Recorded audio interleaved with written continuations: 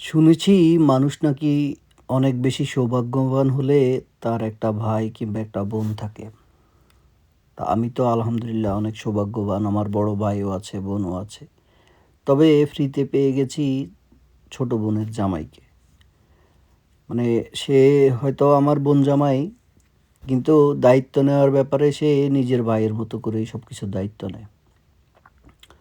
তাকে নিয়ে ছোট্ট একটা স্বপ্ন বুনতেছি। যে স্বপ্নটা ছোট, ছোট করে বড় করার চেষ্টা করতেছি। আমাদের ছোট্ট একটা মাছের প্রজেক্ট। যাই হোক, সকাল, সকাল বেরিয়ে পড়েছি ওকে সাথে নিয়ে আর আমার সেই পুরনো বাইকটা নিয়ে। এই বাইকটাতে অনেক স্মৃতি আছে। এই বাইকটা কিনতেও আমাকে অনেক কষ্ট করতে হয়েছে। আমি যদি জীবনে আরও অনেক বড় কিছুও কিনি, আরও অনেক বড় গাড়িও কিনি, কিন্তু এইটা কেনার অনুভূতি কোনোদিন পাবো না।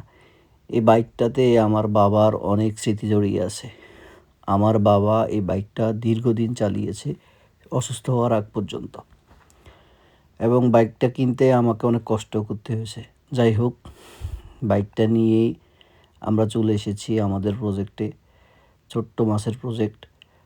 এখানে এসে আমার বড়শি দিয়ে মাছ ধরার অনেক শখ, সেই শখটা পূরণ করা শুরু করে দিয়েছিলাম।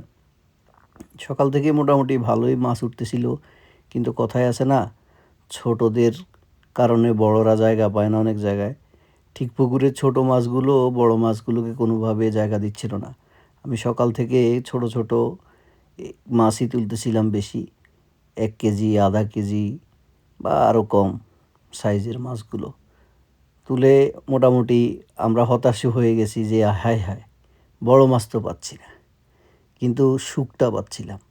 নিজের বলে কথা এবং নিজের শখের কাজ বলে কথা, সেই সুখটাকেই উড়াচ্ছিলাম। আর ঠিক ওই সময়টাতে দুপুরও গড়িয়ে আসছে। মোটামুটি একটা বড় মাছ পেয়ে খুব খুশি হয়ে গেছি। দেন ওই মাছটা পাওয়ার পরে আসলে আমার আর বড়শি দিয়ে মাছ ধরার অত ইচ্ছেও ছিল না, কারণ আমার শখ মোটামুটি পূরণ হয়ে গেছে। আর শরীরও অত ভালো ছিল না। অসুস্থ হওয়ার আগ মুহূর্তের এই কাজটা করছিলাম। মানে অসুস্থ হয়েছি এর ২-১ দিন পরেই, কিন্তু তখন তো এর ২-১ দিন আগ থেকেই শরীরটা একটু দুর্বল, দুর্বল কেমন, কেমন লাগতেছিল।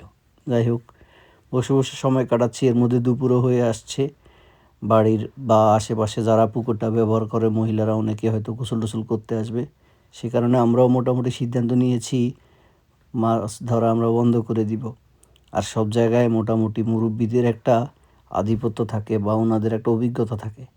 আমার ২ পাশে ২ মুরুব্বি আমাদেরকে বিভিন্ন ধরনের পরামর্শ দিয়ে মাছ ধরাতে সহযোগিতা করতেছিল। তাই যখন আমরা চলে যাব ভাবলাম, তখন পুকুরের আশপাশটা একটু ভিডিও করে দেন ব্যাক করলাম।